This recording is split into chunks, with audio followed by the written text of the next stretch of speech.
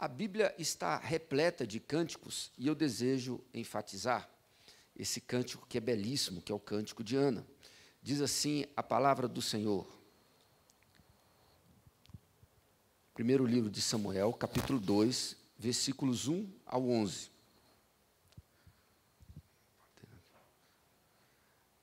Diz assim o texto da palavra.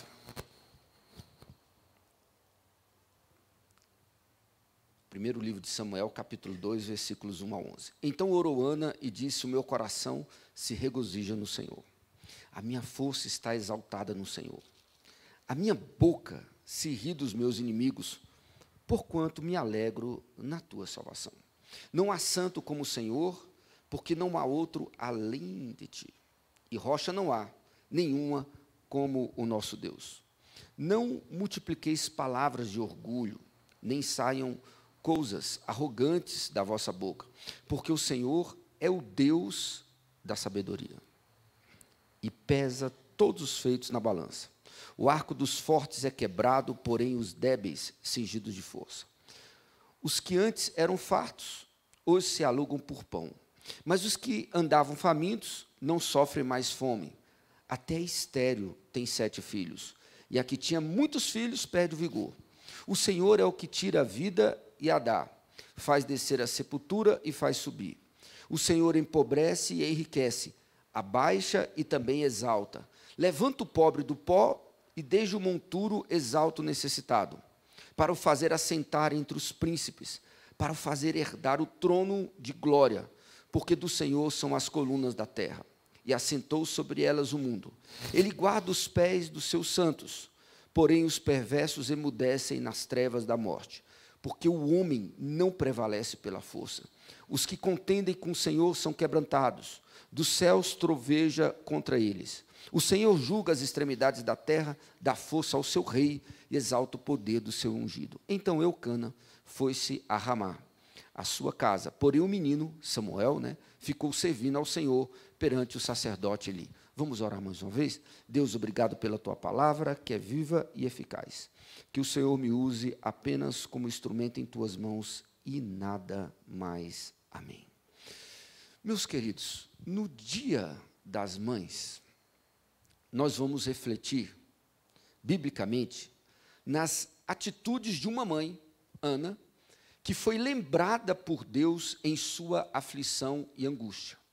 Porque no capítulo 1, o versículo 19, diz assim o texto bíblico: levantaram-se de madrugada e adoraram perante o Senhor, e voltaram, e chegaram à sua casa, a Ramá. Eucana coabitou com Ana, sua mulher, e lembrando-se dela o Senhor, ela concebeu, versículo 20, e passado o devido tempo teve um filho, a que chamou Samuel, pois dizia: do Senhor o pedi. Então nós estamos diante de uma mãe que foi visitada por Deus. Ela foi consolada em sua dor e em sua angústia. Mas o cântico de Ana, ele possui lições preciosas para todas as mães que encaram a missão da maternidade. E até mesmo aquelas mães que não são mães biológicas, mas elas exercem o cuidado, o pastoreio de vidas. Então, esse pequeno trecho desse cântico é um momento maravilhoso no livro. Não sabemos se o cântico foi escrito por Ana ou ela recitou o cântico. Não faz parte do meu propósito discutir essa questão agora, mas há uma discussão teológica se o cântico foi escrito por ela ou se ela recitou um cântico já escrito. Mas, de fato, nós temos nesse cântico algumas posturas bíblicas que fundamentam a maternidade. Um primeiro aspecto é que neste cântico nós temos uma primeira postura, que é a postura da adoração. O que Ana faz é enaltecer o Deus dos milagres. O Deus dos milagres. Porque olha o que diz o texto, principalmente o início do cântico. Então orou Ana e disse: o meu coração se regozija, se alegra no Senhor.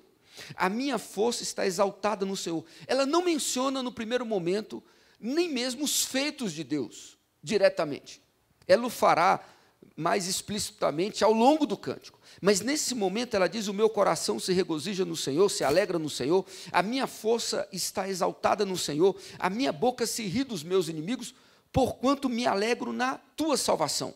Não há santo como o Senhor, porque não há outro além de ti, e rocha não há nenhuma como o nosso Deus. Então, o primeiro aspecto, a primeira atitude bíblica é que Ana enaltece o Deus dos milagres. O milagre é importante, a bênção é importante, mas a bênção não é mais importante do que o Deus das bênçãos. Nós não podemos desprezar o milagre, é verdade, o milagre é uma bênção, o milagre deve ser testemunhado, mas o milagre não é mais importante do que o Deus dos milagres. Então nós não podemos inverter a ordem do cântico, porque no primeiro momento nós temos aqui um enaltecimento, uma adoração que Ana oferece ao Senhor, é o enaltecimento da pessoa de Deus. Ela foi contemplada com um milagre, era estéril, e sofria terrivelmente por esse motivo. Nós vimos no sermão passado, ela sofria porque era estéril, ela tinha uma aflição de alma, ela chorava, ela sofria muito por este motivo. Ela foi contemplada, ela foi visitada pelo Senhor, ou como diz o texto bíblico, ela foi lembrada por Deus, mas ela não idolatrou o milagre. E nós temos uma primeira lição: enaltecer o Deus dos milagres. Essa é uma postura para a maternidade bíblica e também para a paternidade bíblica. Não podemos idolatrar filhos. Não podemos idolatrar filhos. Na verdade, não podemos idolatrar nada. Nós devemos entender esse princípio. Nós não devemos idolatrar filhos, não devemos idolatrar família, esposa, esposo, pais, ideologias, políticos, times de futebol, partidos políticos, nada. Porque idolatria, queridos, é tudo aquilo que desvia a glória de Deus. Então eu vejo pessoas idolatrando famílias. Eu me lembro de uma família que me procurou para um aconselhamento, e quando o processo de aconselhamento estava em andamento, quando nós estávamos avançando, conseguindo, inclusive, vitórias maravilhosas, e quando houve a necessidade de trocar de verdade até padrões pecaminosos por padrões bíblicos, quando houve a necessidade de arrependimento de alguns padrões que estavam marcando a vida da família, o ancião me ligou e disse: pastor, eu agradeço pelo aconselhamento, mas agora nós não iremos mais avançar no aconselhamento, porque você tocou num ponto aí, pela palavra de Deus, que mexe com a história da família, com a identidade da nossa família, com a característica da nossa família. Eu disse o seguinte: mas olha, eu desejo fazer uma pergunta para você, porque você é oficial da Igreja Presbiteriana do Brasil, você é um homem de Deus, eu tenho uma pergunta para você. Esse padrão que está sendo confrontado, a necessidade de arrependimento, esse padrão é bíblico? Ele falou assim: é bíblico, mas eu prefiro manter a nossa família estabilizada debaixo desse padrão pecaminoso, porque é isso que marca a nossa família. Lamentável ouvir isso de um oficial da igreja, que não entendeu que nós não devemos idolatrar famílias, idolatrar mães, pais. Não, gente. É como o reverendo Hernandes disse com muita propriedade no culto de quarta-feira, que a igreja do Cruzeiro estava bem representada na igreja presbiteriana do Guará-2. Ele disse: eu nunca vi elogiar tanto defunto. Gente, é impressionante. O Hernandes falou assim: olha, é muito elogio. O camarada morre, a mulher morre, todo mundo elogia, todo mundo diz que maravilha, que homem maravilhoso, que mulher maravilhosa. E aí você tem flores, né? E você tem elogios, e você tem falas que são demasiadas, não são muitas vezes verdadeiras, mas você tem um culto ao defunto. A pessoa passa a vida toda, não recebe um botão de rosa, nenhuma palavra de vida. Tem gente que não libera a palavra de vida para ninguém, não ministra vida sobre ninguém. Tem gente que não chega e ministra uma palavra de vida, de edificação, não presenteia com abraço, com palavra, mas quando morre, todo mundo elogia. Um pastor amigo meu estava celebrando a esperança em Cristo Jesus em um velório, mas ele estava celebrando a vitória, aquela família cristã, e ele começou a elogiar o defunto, que ele não conhecia tão bem. Ele falou assim: que homem incrível, maravilhoso. E aí as filhas falaram: pastor, enterra logo, porque você está nos irritando, porque esse homem maravilhoso não era tão maravilhoso assim. Pode parar. Enterra porque você não conhecia esse homem maravilhoso. Mas o que eu vejo nesse texto é um alerta. Não há santo como Yahvé. É o que Ana diz. Não há santo como o Senhor, como Yahvé. E o texto diz: rocha alguma existe como nosso Deus. Não podemos idolatrar família. Isso é muito forte, principalmente para mães, porque foram as mães que passaram por um processo de gestação que muitas vezes é agressivo para o corpo, é um processo de dores, enjoos, e quando a mãe está discutindo com o filho, ela diz: olha, eu te carreguei por 9 meses. Aí não tem mais argumento. Lá em casa eu já ouvi isso muitas vezes. Aí eles nunca responderam. O Felipe olha para mim, eu olho para ele. Acabou a argumentação. Eu carreguei você. Você está maior do que seu pai. Mas eu carreguei você por 9 meses. Ele olha para mim, eu olho para ele. Acabou a discussão. O pai não pode falar isso. Eu te carreguei 9 meses. Então, essa ligação com a gestação, muitas vezes, proporciona um risco de idolatria, queridos. Uma ligação com o filho e com a filha que não enaltece a Deus, que não glorifica a Deus. Tem pais que sufocam filhos e os impedem de crescer, de amadurecer, porque sufocam. E tem pais que acham que cuidam melhor dos filhos do que o próprio Deus. Idolatria.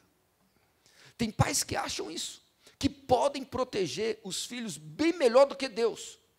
Que ilusão, queridos. Que ilusão. Ana não faz isso.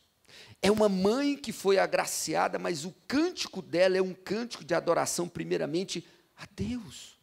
E olha os versículos finais do capítulo 1, principalmente os versículos 27 e 28. Por este menino orava eu. Ela diz: eu orava por esse menino. Por esse menino orava eu, e o Senhor me concedeu a petição que eu lhe fizera. Aí ela diz: pelo que também o trago como devolvido ao Senhor. Se nós entendêssemos isso, que os filhos devem ser devolvidos, como devolvidos ao Senhor, você deveria criar filhos para a glória do Senhor, e não ficar idolatrando a família, idolatrando filhos. Não. Por isso que os terapeutas trabalham o parto como a primeira agressão. Eu não sei se eles estão completamente corretos, mas você pode ler tratados na psicoterapia profundos, de grandes teóricos, que afirmam que o parto é a primeira agressão.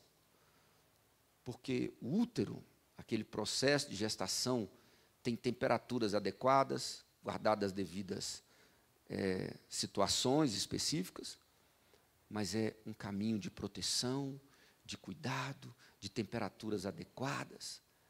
E o parto, na verdade, é uma agressão.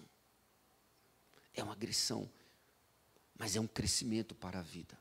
Segundo aspecto, posturas bíblicas que fundamentam a maternidade. Uma segunda postura é descansar na soberania de Deus. Soberania de Deus. Deus é soberano.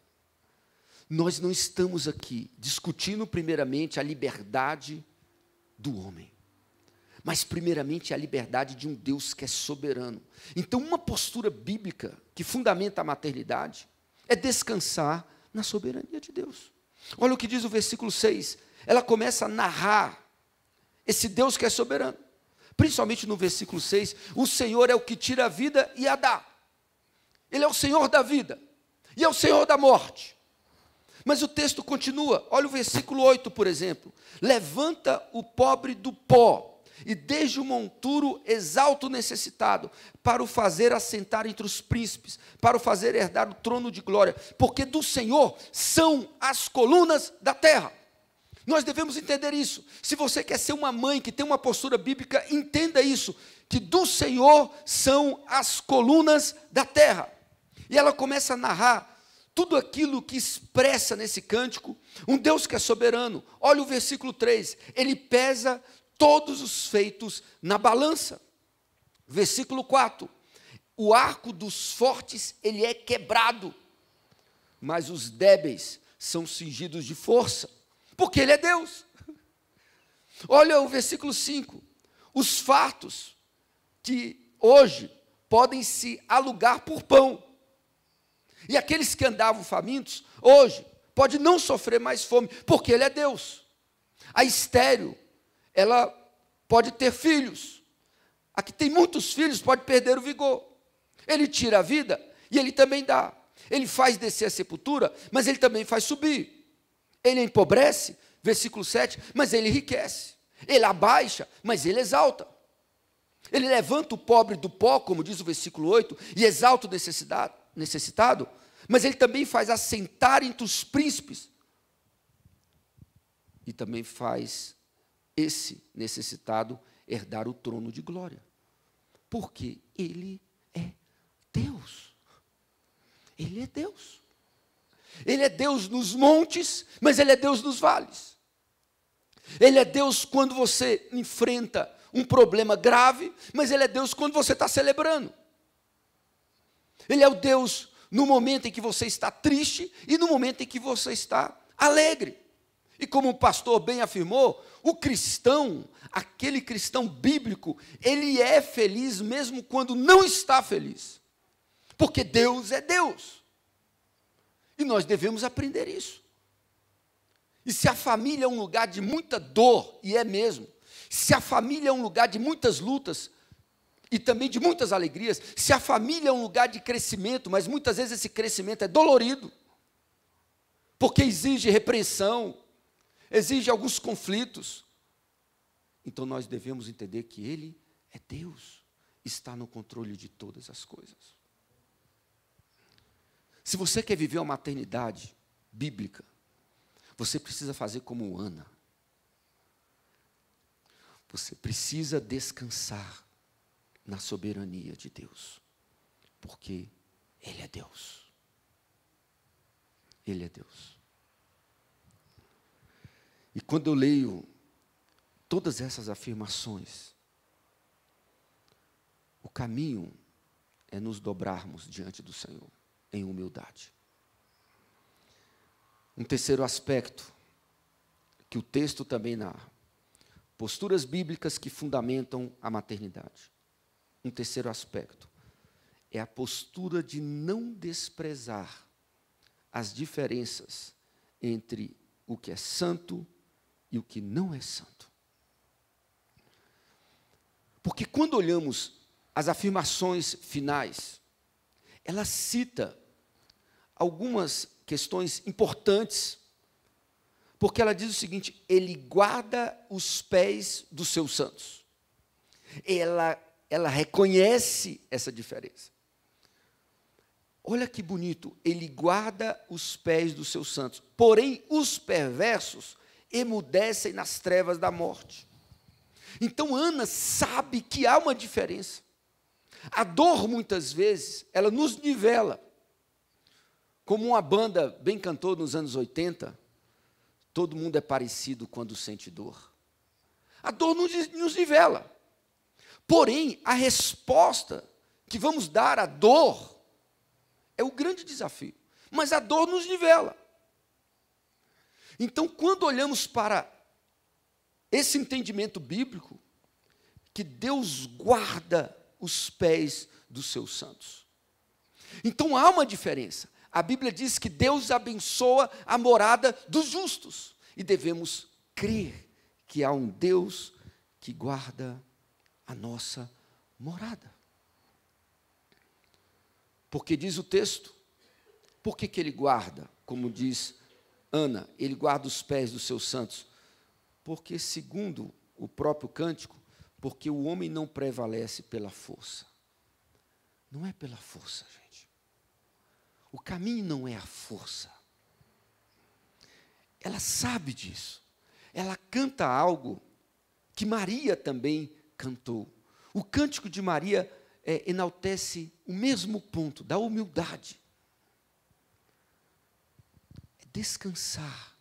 Há uma diferença. Toda família que busca no Senhor essa bênção, toda família que descansa no Senhor, há uma diferença. A Bíblia diz que Deus assiste o justo em suas lutas. E não é a primeira vez que esse tema aparece no livro de Samuel, que o homem não prevalece pela força. Não é a primeira vez. Um exemplo, no capítulo 16, a escolha de Davi. Davi, gente, o menor dos filhos de Jessé, o menos indicado, o menorzinho, o mais desprezado, que não foi nem apresentado como candidato.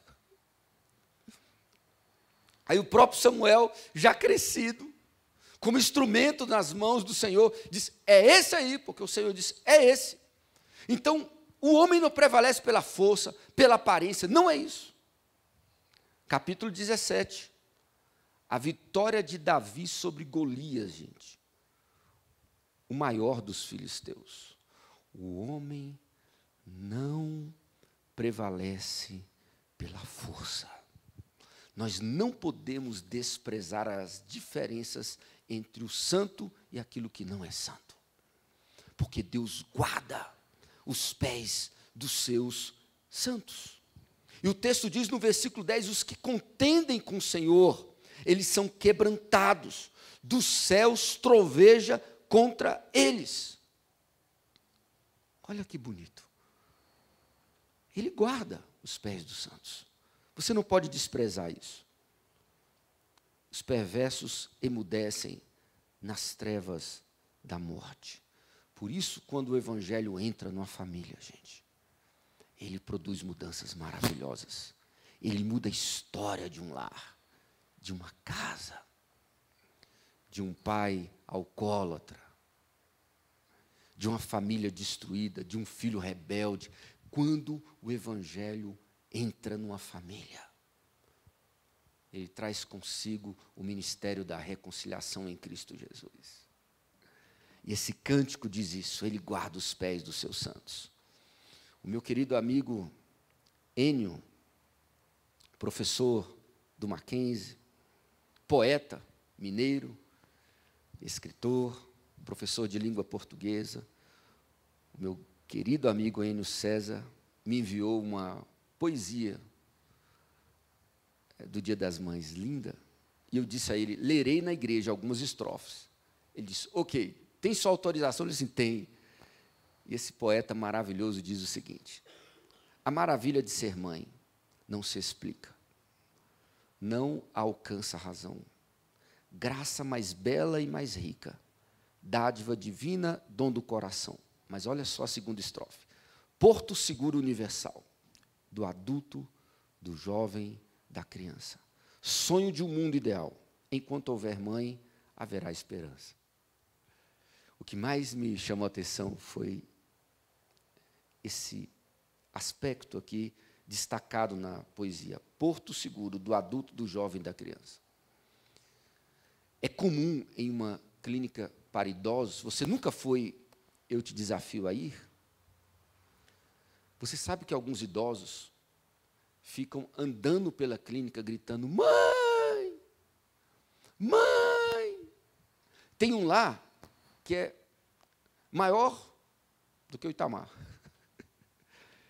E ele fica gritando, mãe, mãe. Aí tem que chegar alguém e falar assim, olha, eu estou aqui. É a mãe. Sim. Aí ele acalma. Tem outro que fica na porta da clínica. Aí você pergunta, o que você está fazendo aí? Esperando a minha mãe, a minha família. Então esse porto do adulto, do jovem, da criança, como nós comunicamos biblicamente na sexta-feira, um desafio à igreja, faça do seu lar um lugar de alegria, onde o coração é alegrado, gente, um lugar de esperança, esse porto seguro, assim, universal. Mãe. E Ana sabe que a sua própria experiência de vida é um exemplo vivo da assistência e da visitação de Deus. Porque, segundo o texto, ela foi lembrada por Deus. A vida dela é isso. Deus ouviu o clamor desta mulher, desta mãe, que exaltou a sua atitude de humildade, e ela foi lembrada pelo Senhor. Mas tem um detalhe, encerrando a minha fala. Versículo 11. Porém, o menino ficou servindo ao Senhor perante o sacerdote Eli. Foi feito um voto, queridos, e o voto foi cumprido. Ela não abandonou o filho. Ela dava uma assistência, trocava a estola dele de tempos em tempos. A Bíblia não diz assim, de forma clara, mas com certeza ela também prestava assistência em outras áreas, porque ela levava a estola. Acho que ela perguntava para o sacerdote como que o filho estava. Mas o menino ficou e eles voltaram para casa. Se você quer ser uma mãe bíblica, você precisa entender o tempo em que o seu filho precisa ficar, trabalhar, servir ao Senhor. Há um momento em que esse filho, ele precisa romper com esses padrões de superproteção para que ele cresça, para que ele avance. Esse é o grande desafio. Então, muitas vezes, a gente, como pai, como mãe, muitas vezes nós não entendemos isso. Maria entendeu. Ela estava diante da criação, da gestação do Salvador. E no cântico de Maria, mas antes disso, depois que os anjos falaram coisas assustadoras aos pastores, em Lucas capítulo 2, havia naquela mesma região, versículo 8, pastores que viviam nos campos e guardavam o seu rebanho durante as vigílias da noite. E um anjo do Senhor desceu aonde eles estavam. E a glória do Senhor brilhou ao redor deles e ficaram tomados de grande temor. O anjo, porém, lhes disse: não temais, eis aqui vos trago boa nova de grande alegria, que o será para todo o povo, que hoje vos nasceu na cidade de Davi um Salvador, que é Cristo Senhor, e isto vos servirá de sinal. E aí vem todo o desafio. Mas depois de toda a divulgação daquilo que havia sido dito, olha o versículo 18. Todos os que ouviram se admiraram das coisas referidas pelos pastores, que ouviram dos anjos. Maria, porém, guardava todas estas palavras, meditando-as no coração. Quer ser uma mãe bíblica? Muitas vezes você precisará ficar em silêncio, meditando naquilo que é dito sobre o seu filho, para que ele cresça, para que ele ganhe asas, depois de ter ganho raízes, fundamentos. É esse o momento. E muitas vezes não entendemos o que Ana cantou e o que Maria está também aqui expressando, porque depois ela vai trabalhar isso no cântico dela. Ela reproduz a mesma coisa que Ana. Ela diz no versículo 48 do seu cântico, em Lucas. Ela diz, Lucas capítulo 1, o Senhor contemplou na humildade da sua serva. E ela fala, ele exalta os humildes. E aí ela, mais de uma vez, menciona a palavra misericórdia. Misericórdia. E Lucas capítulo 1, versículo 50, diz assim, a sua misericórdia vai de geração em geração, diz Maria, sobre os que o temem. E aí ela, no versículo 54, amparou a Israel, seu servo, a fim de lembrar-se da sua misericórdia. Os estudiosos do hebraico afirmam que a palavra misericórdia, ela tem uma raiz que pode ser comparada com a palavra útero. Então, há semelhanças entre essas duas expressões na língua original. Se eles estiverem completamente certos desse estudo das raízes, é algo bem interessante. Porque a ideia de útero é essa ideia mesmo de proteção, de cuidado, de um ambiente propício para você crescer e romper. Então, se as misericórdias são expressões de cuidado, expressão de um ambiente propício para que você cresça, então fica melhor compreendido o texto que diz que as misericórdias do Senhor se renovam a cada manhã sobre as nossas vidas. O cuidado de Deus se renova. A proteção de Deus. Eu não sei como é a sua caminhada como mãe. Eu não sei se você é uma mãe que sufocou os filhos e hoje sufoca os netos. Não sei. Eu não sei se você que está aqui hoje é alguém que idolatra os filhos, a família, o casamento. Também não sei. Mas uma coisa eu digo para você. Não faça isso. Meu desafio é que você entenda esse cântico de Ana. E que você possa cumprir esse desafio da paternidade e da maternidade, segundo os princípios bíblicos e para a glória do Senhor. Amém? Queria convidar o louvor, nós vamos encerrar esse momento agora.